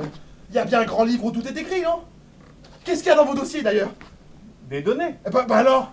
Mais juste quelques données. Votre santé, votre nature, votre histoire. Mais pas vos choix. Vous arrivez sur Terre chargé de données, alourdi d'une hérédité issue d'un milieu, d'une famille, attaché à un village, un pays, une langue, une époque. Tout vous distingue, tout vous sépare, tout vous différencie. Mais une seule chose, une seule vous rend identique. Vous êtes libre. Libre. Comprenez-vous? Libre d'abîmer votre corps, libre de vous ouvrir les veines, libre de ne pas guérir d'un chagrin d'amour, libre de vous laisser pourrir dans votre passé, libre de devenir héroïque, libre de prendre des mauvaises décisions, libre de rater votre vie ou de hâter votre mort. Non, croyez-moi, il n'y a pas de grand livre du destin, juste quelques éléments sur une fiche, des données. Parce que ce qu'on ne peut pas calculer, c'est votre liberté. Mais qu'est-ce que vous me chantez, vous? Laura, elle est bien née avec un organisme qui ne fonctionne pas. Qu'est-ce qu'elle aurait pu choisir, hein? Elle aurait pu choisir de ne pas le supporter, de jouer les malades, de plonger dans la dépression et très vite s'enfoncer dans la mort. Non, elle a préféré aimer la vie quand même, être gaie, joyeuse, amoureuse de tout. Oh, sa naissance, elle est plongée dans l'ombre. Elle a préféré la lumière. Toute personne qui a croisé Laura se souvient d'elle comme d'un soleil. Je l'aime. Je l'avais compris. C'est idiot, n'est-ce pas? D'aimer? Jamais. Par contre, vous devez, par honnêteté, vous demander si vous aimez réellement Laura. Ou si vous n'en êtes tombé amoureux que parce que c'était impossible. Je vais la voir. Laissez-la moi quelques instants. Naturellement. Voilà, le docteur S s'en va lorsque j'arrive. Je me demande si je ne me suis pas complètement trompé. Hein. On parle, on croit distribuer les bonnes cartes, et puis on se reçoit brutalement le jeu en pleine figure. Ouais. J'ai fait fausse route. Quoi? Même vous? Alors décidément. Une épidémie de remise en question contamine l'hôtel. Ah, Hein. mon jeune ami, seuls les crétins ne changent jamais d'avis, et croyez-moi, j'en ai bien connu. Je n'en doute pas. Je n'aurais jamais dû déclarer que je faisais partie du Panthers Club. Hein. Le docteur S a dû vouloir y entrer un jour, et mes collègues n'ont pas accepté ce petit professeur d'une clinique de banlieue. Depuis que j'ai prononcé le mot Panthers Club, il me regarde de travers, il me fait payer son échec. Monsieur le Président, pensez-vous réellement que quelqu'un se soucie du Panthers Club ici? Bah, naturellement, je ne connais personne qui ait un jour fait des pieds et des mains pour entrer au Panthers Club. Tout le monde pourrait faire partie du Panthers Club. Je n'ai jamais rêvé d'entrer au Panthers Club. Hein. Non, jamais. Et je n'en rêverai jamais. Ah, j'y suis. Vous préférez le Lotaries Club? Non plus, non, non. Je vous dis que le Dr S s'est définitivement fermé lorsque je me suis réclamé du Panthers Club. Avez-vous compris ce que fait le Docteur S du matin au soir ici? Passer les destins. Diriger les êtres humains vers la vie ou la mort. Oh non, non, vous avez cru la petite théorie de Somaj Rajapour au sujet de l'endroit où nous nous trouvons. Ah oui? Un lieu entre le ciel et la terre où nous attendrions tranquillement que notre sort se règle. Hein. Oui? Vivre ou mourir, pas l'ascenseur. Un hôtel entre deux mondes. Oh, mais enfin, mais quelle naïveté. Pourtant, quand je suis arrivé, il m'a semblé que vous étiez d'accord avec tout ça. Oui, mais non, mais je fais semblant. L'enturbané le croit. Les autres pensionnaires le croient. Le docteur S les laisse croire pour pouvoir continuer son travail. Vous savez, moi-même, je ferai semblant jusqu'au bout. Faut pas les contrarier. D'accord. Et où sommes-nous, selon vous? Dans un asile d'aliénés. Ah, C'est évident, il y a que des fous ici. qu'est-ce que vous y faites alors? Une erreur d'aiguillage. Après mon accident, l'ambulance qui m'a emmené a dû se tromper de service. Vous voyez, c'est ce que je me tue à répéter depuis 2 jours, docteur S, mais bon. Comment expliquez-vous que je ne souffre plus de mon entorse, hein? Et que Laura puisse tourner, virer, danser? Elle qui d'habitude ne se déplace qu'en fauteuil roulant. Les pouvoirs de l'autosuggestion. D'accord. Et que dans votre chambre, vous entendiez parler vos fils, votre épouse, tout ça. Bon, ça, effectivement, c'est étrange. Vous savez, il doit y avoir une explication. L'explication, mais c'est justement ce que vous niez, monsieur le Président. Bah, longtemps, mon jeune ami. Mais enfin, mais réfléchissez un instant. Un tel endroit est totalement impossible. Si vous aviez fait vos études religieuses, vous le sauriez comme moi. Nous montons directement devant Dieu.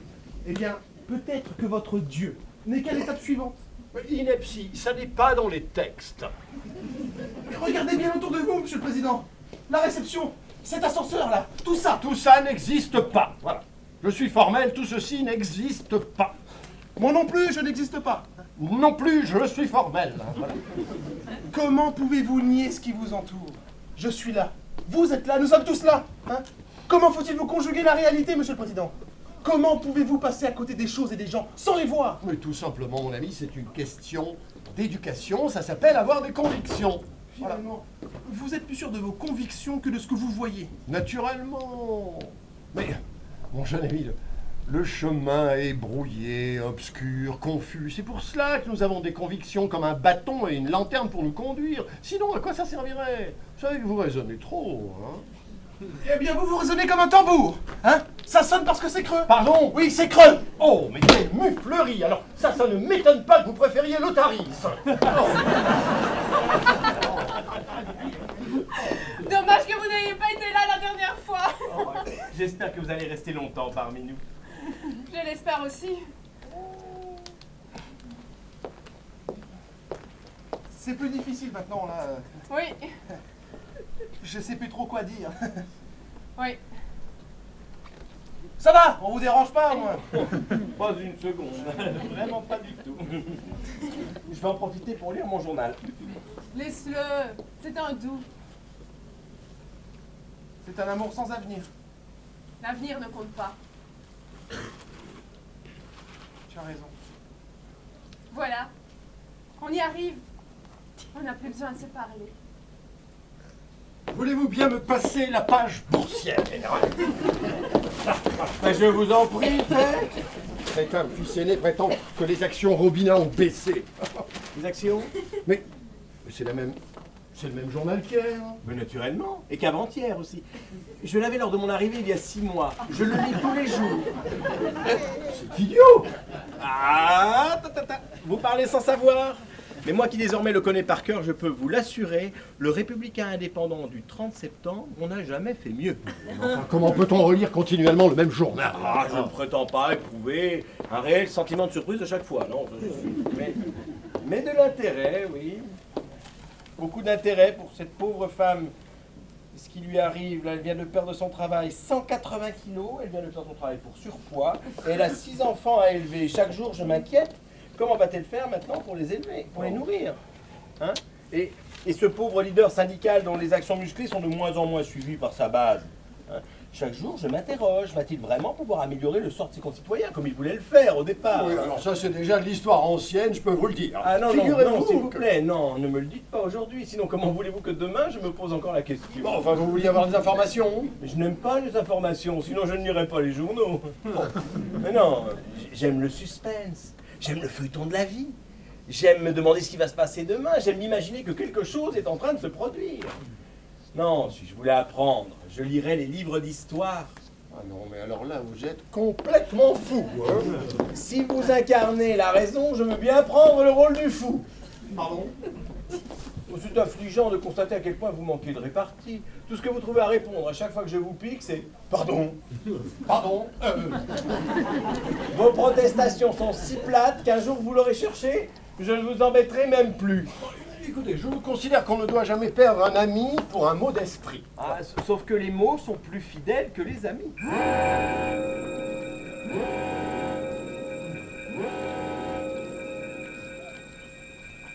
Monsieur le Président, c'est votre tour. Ah, enfin! Il était plus que temps de mettre un terme à cette erreur scandaleuse. Monsieur le Président, comprenez bien que je n'ai ni le droit ni le pouvoir de vous traiter différemment des autres. Non plus que je n'ai l'opportunité de hâter quoi que ce soit. C'est bien. Maintenant que tout est arrangé, n'en parlons plus. J'étais pressé, voilà tout. Il faut que j'aille remettre les pendules à l'heure à la maison. J'espère que ce séjour de réflexion vous aura été profitable, Monsieur le Président. Oui.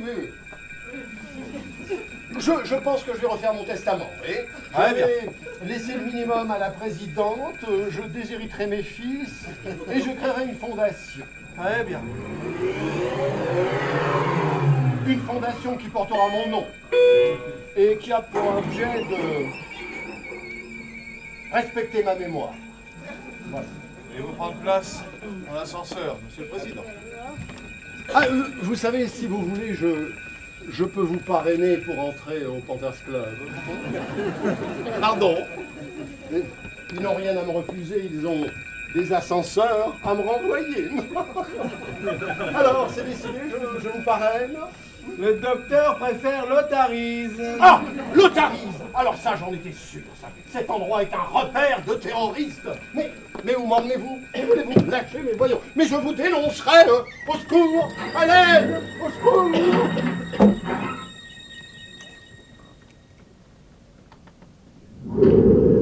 Quoi? Oh, il y retourne. Il a droit à son tour. Non mais dites-moi que je rêve. Il s'est remis de son choc. Le Président jouit d'une très bonne santé. Oui, naturellement, il n'y a pas de bonne santé sans véritable égoïsme. N'oubliez pas qu'il n'a été renversé que par un vélo. Oh. Donnez-moi l'adresse du cycliste, que je lui achète un tank. Alors, vous faites mourir Marie, mais vous réanimez le président, hein? Mais ça n'a aucun rapport. La mort n'est ni un châtiment ni une récompense. Chacun d'entre vous voit dans sa mort une affaire personnelle. C'est ridicule. Nul n'y échappe. Pour parler votre langage, Je dirais que je n'ai jamais rencontré quelqu'un qui méritait de mourir. Ah oui, vous ne recevez pas d'assassin, hein? Généralement, il meurt de mort violente. Pour le président, il n'était pas encore l'heure. Et pour ma fille, à 20 ans, c'était l'heure. Vous savez très bien ce que j'en pense, nous en avons déjà parlé. À 10 ans, 20 ans, 80 ans ou 100 ans, c'est toujours la même vie qu'on perd. Oui, excusez-moi. La vie est un cadeau qui est fait à tout le monde. La mort est également donnée à tout le monde. Le président est une personne comme une autre.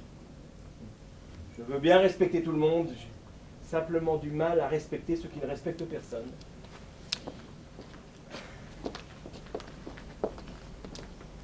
Votre fille? Vous aviez une fille? Moi, non. Alors, mon petit, est-ce qu'en bas, ils vont enfin vous sortir de l'état où vous êtes? Ça ne dépend plus d'eux. Ils attendent un cœur qu'on puisse me greffer. Tu es inquiète? Pas du tout. Vous êtes très forte. Parce que je n'ai pas de santé dans mon corps, j'ai tenté d'en avoir ailleurs. Je n'ai aucun mérite.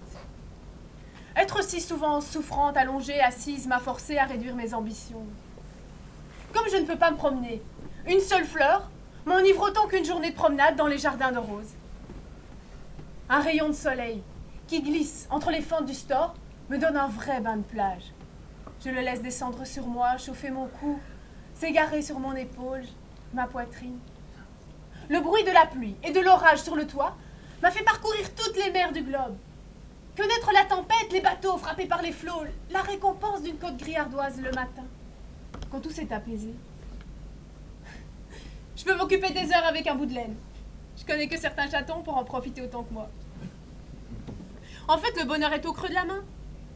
Il suffit de rester immobile, devenir amnésique, oublier tout de la veille, du lendemain. Si on arrive à se faire minuscule, en se calant bien dans le présent d'une chaise placée devant la fenêtre, on savoure l'univers entier. Un grand bonheur n'est composé que de toutes petites choses. En ce moment, tu ne peux pas imaginer comme je suis proche de toi, pleine de toi, collée à chaque centimètre de ta peau, accrochée à ton souffle. J'épouse tes muscles, je sens ta force, j'imprime tout de toi. Nous faisons l'amour? Oui, Est-il possible qu'il y ait autant de profondeur dans une seconde? Que ce soit si épais? il peut y avoir une éternité dans une seconde. Mais qu'est-ce qui t'arrive? Je ne sais pas. Tout d'un coup, c'est devenu trop fort et je suis épuisée. Allons nous allonger dans la chambre. On va nous séparer, Julien. Ça va être terrible. Allons. Mais on va nous séparer. Il faut avoir confiance. Mais rien ne dure. Je le sais. Et on va nous arracher. Aie confiance.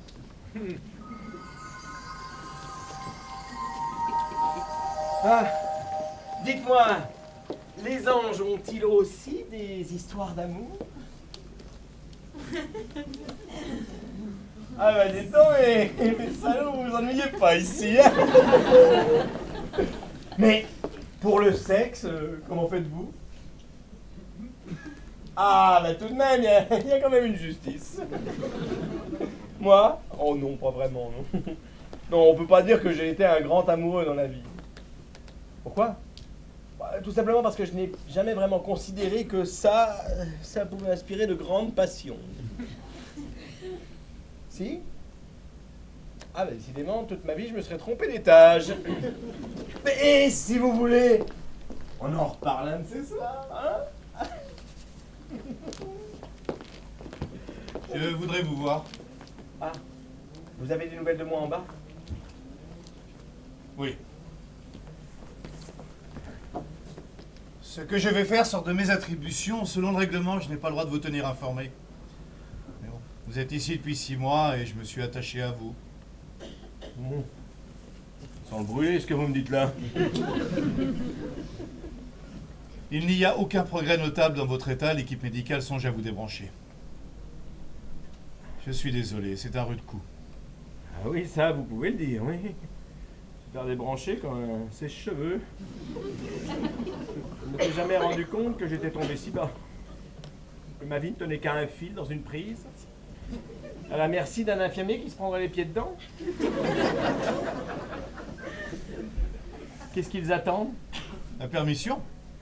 Ça, c'est trop fort, qui peut la leur donner? Votre neveu. C'est le seul parent qui vous reste. Ah oui, ce petit morveux qui avait toujours des coulées jaunes sous le nez.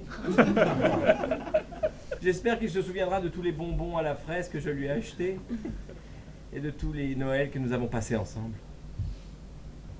J'espère qu'il s'est jamais vraiment rendu compte que j'ai toujours triché aux cartes avec lui.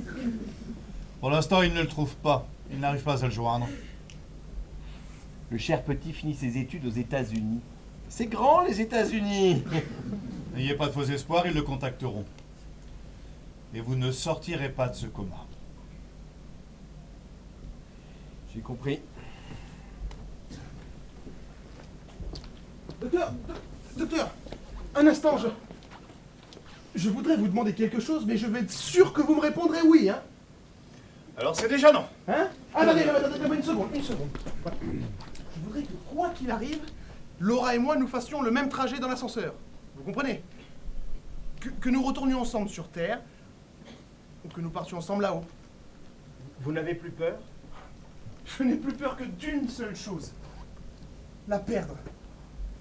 Mais croyez-vous qu'il y a quelque chose là-haut? Eh bien, avant, hein, le hasard me suffisait pour expliquer un univers qui m'écœurait. Un brassage, une mixture de molécules, ouais. Ça devait être la recette de cette mauvaise soupe. Et quand je regarde Laura, des molécules qui se culbutent au hasard auraient créé Laura. Les chocs qui font les graviers et la fumée seraient responsables de la beauté de Laura, de l'esprit de Laura et du sourire de Laura. Peut-être. Ah ben non, oh non, oh non. Maintenant j'ai une raison d'être optimiste. Laura. Que vous aimiez la vie, tant mieux. Mais n'avez-vous pas peur de la mort? Moins. Un Dieu qui vous fait être peut aussi être un Dieu qui vous fait disparaître. Alors, à quoi bon être une fois, si ce n'est pour être toujours? C'est déjà bien que les choses soient. Pourquoi voudriez-vous qu'elles durent? Mais on ne nous a pas donné l'intelligence pour la supprimer, non? Sinon, c'était un cadeau inutile et empoisonné. Une matière qui pleure sur elle-même. Est-ce encore de la matière? Et la conscience? Est-ce juste une chair qui saigne? Ou ce qui s'élève au-dessus de la viande? Hein? C'est le rasoir de la conscience. Et permet-elle de désespérer ou permet-elle d'espérer? Est-elle conscience d'une tragédie ou conscience d'un mystère? Eh bien, je fais le pari. Savoir qu'on meurt, c'est un signe, ça. De quoi? Mais le signe qu'on ne fait pas que mourir. Tout est obscur pourtant. Oui, mais là où moi je voyais de l'obscurité, je veux voir une promesse de lumière. Et tout cela, vous le devez à Laura. Qu'est-ce qu'un miracle? Ce qui donne la foi. Eh bien, Laura est mon miracle. Évidemment. Mais un miracle suffit. Mais maintenant, je suis confiant. Et je vais espérer dans ce que je ne comprends pas. Alors s'il vous plaît, laissez-nous partir ensemble. Je voudrais pouvoir vous dire oui. Et dites oui. Je n'ai aucun pouvoir. Aucun. Ah, Le sort de Laura dépend des circonstances, mais je ne commande pas aux circonstances. bien sûr, oui. Je retourne voir Laura. Je suis idiot de passer tant de temps loin d'elle et puis... merci.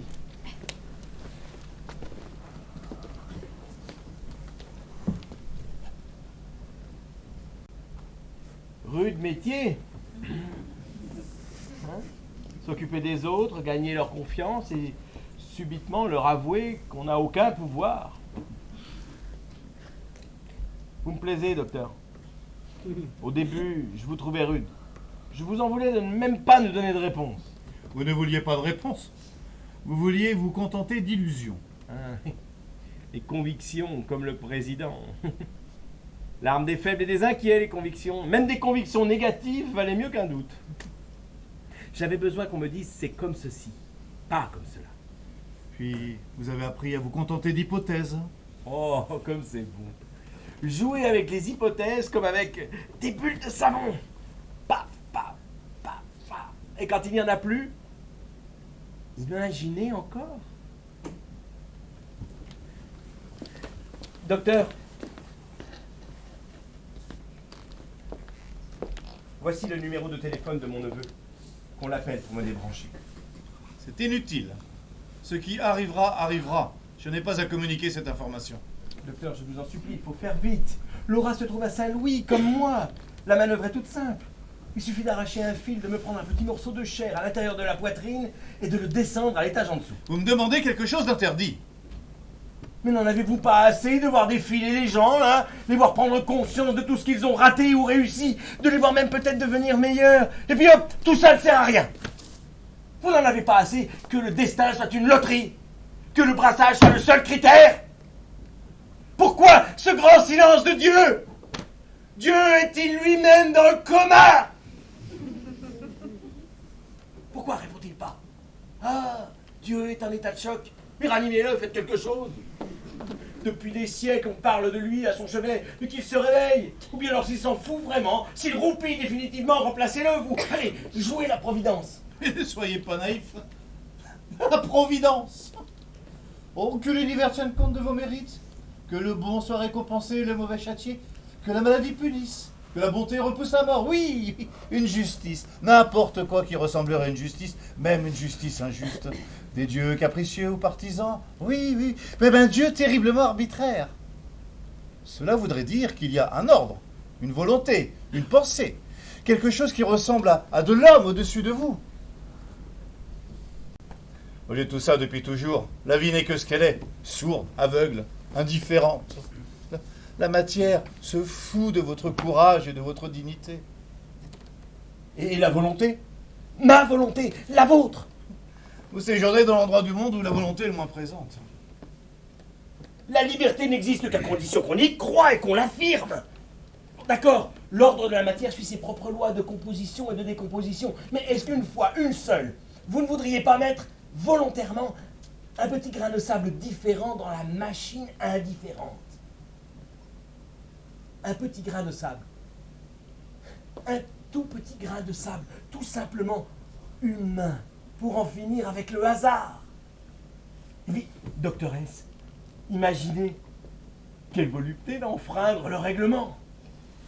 Pourquoi ne pouvez-vous vous empêcher de mêler des sottises à des réflexions intelligentes? Parfois, en vacances, lorsque j'étais petit, je grimpais dans le prunier du jardin, et d'en haut, je contemplais tout l'univers de notre jardin. Et je me sentais différent, galvanisé, supérieur. Si je veux, pensais-je, je peux m'empêcher de respirer. Et je retenais ma respiration. Et plus ça devenait difficile, plus je devenais rouge avec la chaleur qui enflait mes veines du cou, plus je me sentais fort, invulnérable. Évidemment, je finissais toujours par lâcher. Mais l'impression restait. D'autres fois, je me disais, si je veux, je ne mourrai pas. Ça me semblait facile. D'autant plus facile que sur le moment, il n'y avait rien à faire. Plus tard, j'ai fini par réaliser que je n'y échapperais pas. Inéluctable. Voici ma première leçon de mon si long séjour auprès de vous. Accepter l'inéluctable. Mais maintenant, je voudrais qu'on se serve de moi pour faire vivre la petite. Mon cœur battra à la place du sien et j'aurai fait le cadeau de ma mort. Voici, cher docteur, mon deuxième cadeau, ma deuxième leçon ici. Aimer l'inéluctable.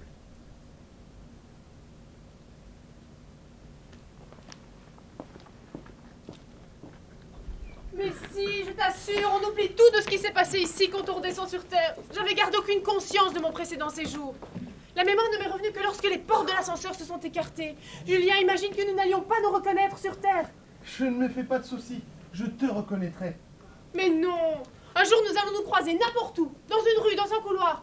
Ton regard passera au-dessus de moi, tu ne m'apercevras même pas. Impossible, je te chercherai partout. Mais moi aussi. Cependant, je veux que tu t'entraînes. Mais comment? Je sais une chose qu'ignore même le docteur S. Lors de mon précédent séjour, j'avais commencé à apprendre la valse avec Jean, un homme qui se trouvait ici. Super. Oh, il avait plus de 80 ans. Oh, il était tellement heureux de se retrouver souple, décloué de ses rhumatismes, qu'il voulait danser. Tu m'étonnes. Mais je lui ai servi de partenaire. Oui, bien sûr. Mais j'avais jamais dansé. Bon, oui, d'accord. Bon, oui. Bon, écoute, quand je suis redescendue, j'ai tout oublié de cet hôtel et de Jean et des leçons de valse. Mais mon pied, Non. ça avait toujours les pas. Oui, Il d'accord. est esquissé malgré moi, Julien. La conscience oublie tout de ce qui s'est passé ici, mais la peau garde la trace. Nous devons nous entraîner. Je veux être certaine que nos corps se reconnaissent. Si tes mains ne sentent pas ça, ce n'est pas moi. Je t'aime. Sans mes cheveux. Un parfum d'herbe fraîchement coupée. Une odeur de poire aussi. Ah ben si tu sens pas ça, c'est pas moi. Ah, je t'aime. Regarde mes yeux. Des fils vert et violet. Combien? Ah bah je sais pas, il y en a plus de 1000, hein. S'il y en a moins de 1000, c'est pas moi. Je t'aime. Embrasse-moi. Ah oui. Rassure-toi, je n'oublierai pas. Oh, je suis idiote. Mais tu vas me chercher dans des tas de femmes qui ne seront pas moi. Et lorsqu'elles te souriront, mais... Oui, elles te souriront toutes. Tu leur parleras. Tu leur feras la cour. Tu les embrasseras.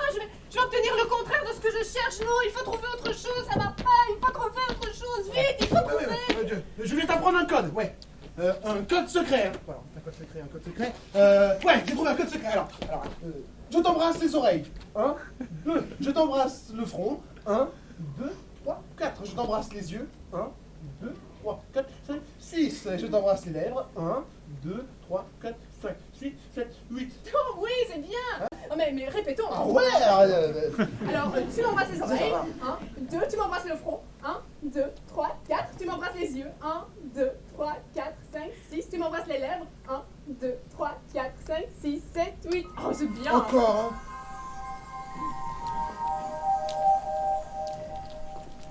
Julien, je voudrais vous voir dans votre chambre. D'accord.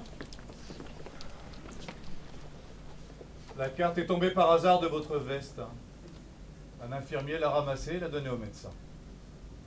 Par hasard, Par hasard, le hasard fait bien les choses. parfois. Ils appellent votre neveu. Celui-ci se dit surpris de votre état. Il a l'air embarrassé. Il dit qu'il n'est pas pour l'acharnement thérapeutique. Il dit aussi qu'il vous aimait beaucoup.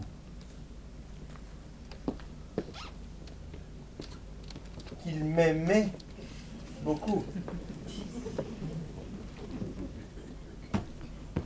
Vous ne vous sentez pas bien? Si.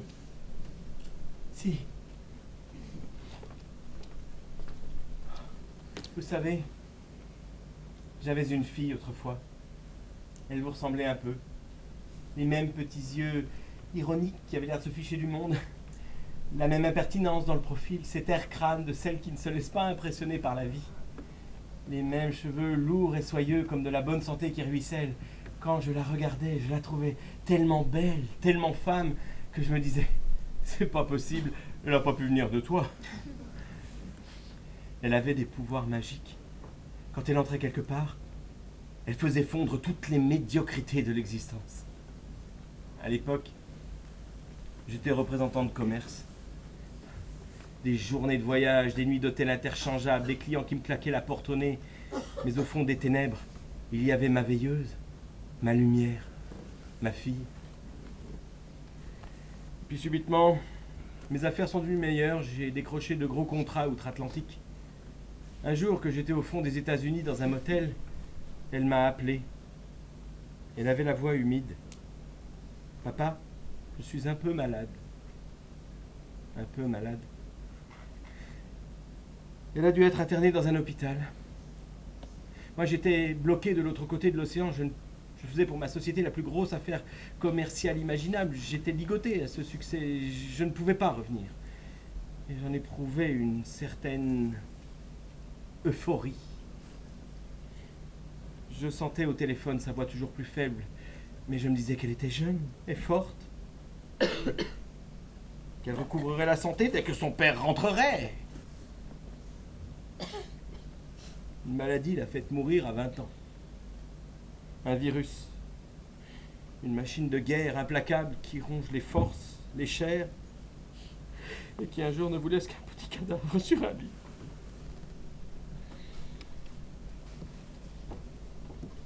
Je suis arrivé trop tard, juste après. Alors, j'ai quitté mon travail, j'ai fait tourner les tables, briller les boules de cristal, je voulais qu'elle me parle, qu'elle n'ait pas disparu. Mais je ne découvrais que du silence.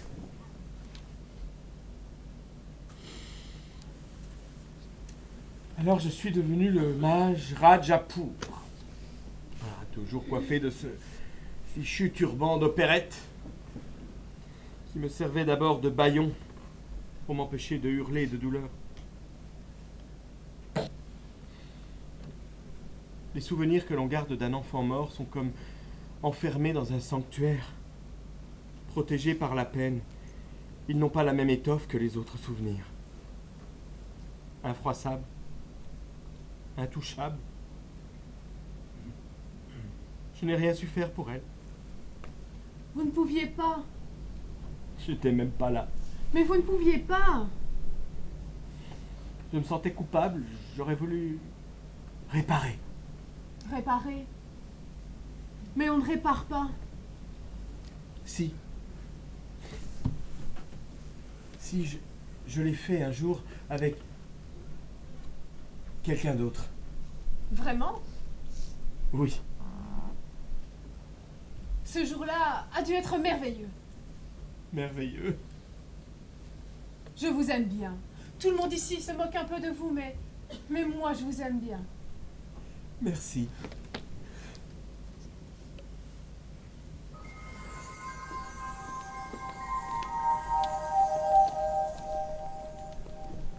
Laura, je vais maintenant vous demander de me laisser seule avec le mage. Bien, docteur. À tout à l'heure. À tout à l'heure.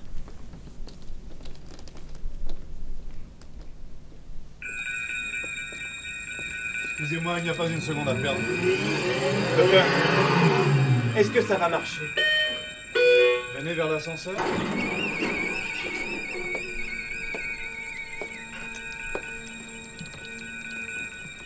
Docteur, je sais que vous n'avez rien le droit de me dire, mais est-ce que ça va marcher?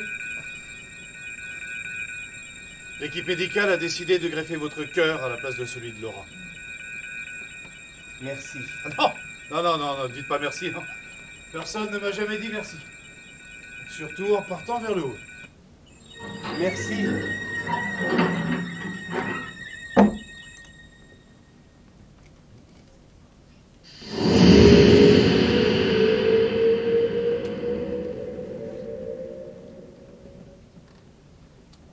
Oui, je sais, c'est contre la règle.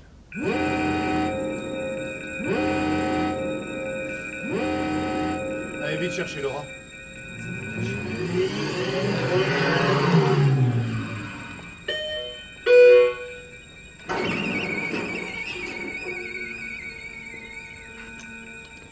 Laura, c'est à votre tour. Non. Non, pas déjà. S'il vous plaît, Laura, il n'y a pas une seconde à perdre. Mais pas encore, et le mage. J'aurais voulu embrasser le mage. Confiance, mon amour, confiance. Hein? 1, 2, tu m'embrasses les oreilles. 1, 2, 3, 4, tu m'embrasses le front. 1, 2, 3, 4, 5, 6, tu m'embrasses les yeux.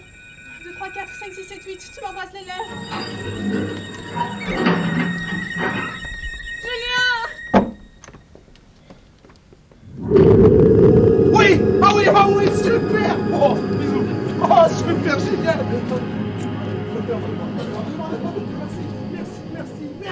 Merci de m'avoir dit ce qu'avait fait le mage!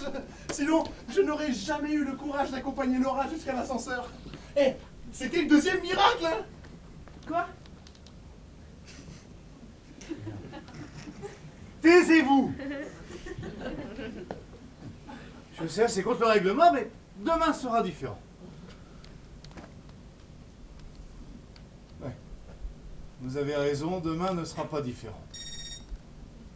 Ce sera bientôt votre tour. Dans quel sens? Je ne sais pas.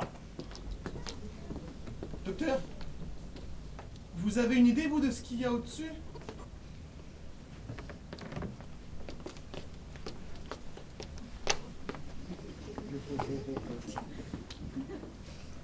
Non. Même vous? Je ne connais que ma fonction. Vous accueillir, vous faire attendre, vous ramener à l'ascenseur. Je ne sais rien, je tiens la porte. Tout ce que je sais, c'est que si l'on monte, le voyage devient irréversible. Pourquoi vous appelle-t-on docteur alors? C'est ainsi que vous m'avez perçu aujourd'hui. Cela peut changer, cela dépend des moments. Tiens, vous par exemple, vous m'avez pris pour un homme. Ah bah ouais. Mais Marie-Martin me voyait comme une femme. Tout cela me dépasse là, Moi aussi. Mais pour moi, comme pour vous, la mort n'est pas un fait, hein, mais un mystère. Vous en savez plus que vous n'en dites. Si la vie est un don, qui nous a fait ce don? À votre avis? Je vous le demande. Moi aussi. Dieu? Ou la vie elle-même? À cette question, même les réponses sont des points d'interrogation. Dieu, la vie elle-même. Qu'est-ce que cela change? Dans tous les cas, cela veut dire que vous avez des dettes. Hein. Des dettes? Alors, on vous a fait un cadeau. Il faut le recevoir. Bien sûr. Et le soigner. Oui. Et le transmettre, le cadeau. Donner la vie à votre tour. Des enfants. Des actes. Des œuvres. De l'amour. Bien sûr. Et comme ça, peut-être à la fin de notre temps, lorsque le cadeau sera justement en train de s'épuiser, nous l'aurons peut-être enfin mérité. Peut-être. Alors vous ne savez pas ce qu'est la mort? La pire des choses qui pourrait arriver à cette question, c'est une réponse.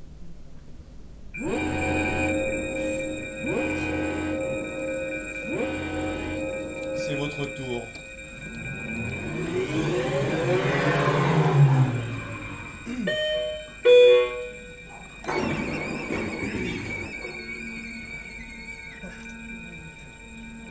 C'est curieux, hein. Même si je devais mourir maintenant, là, je serais serein. La confiance. Oui.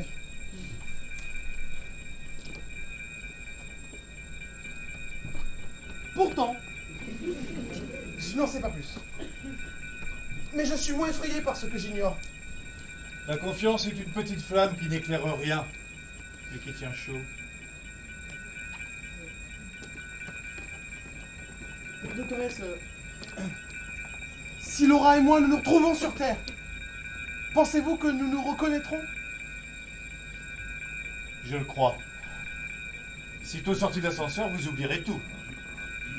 Mais il existe sur Terre une mémoire inconsciente de ce qui s'est passé en dehors de la Terre. Une mémoire profonde, tapie dans les replis de l'esprit, et qui se réactive au premier regard que deux individus s'adressent, et qui les fait se reconnaître.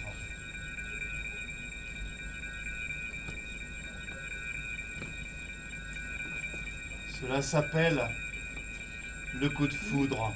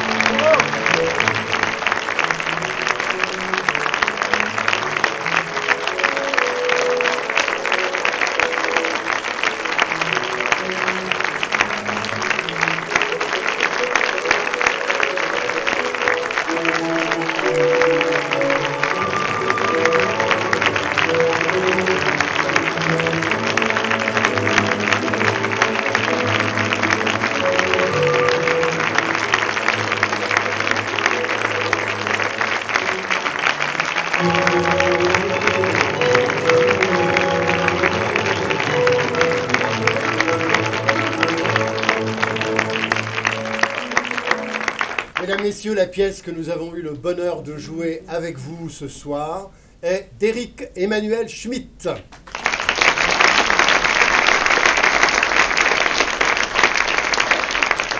Les décors et les costumes sont de la troupe Courteligne.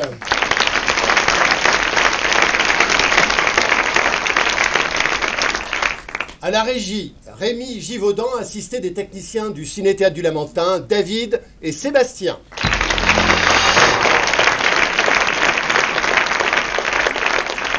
Avec Dominique Crane,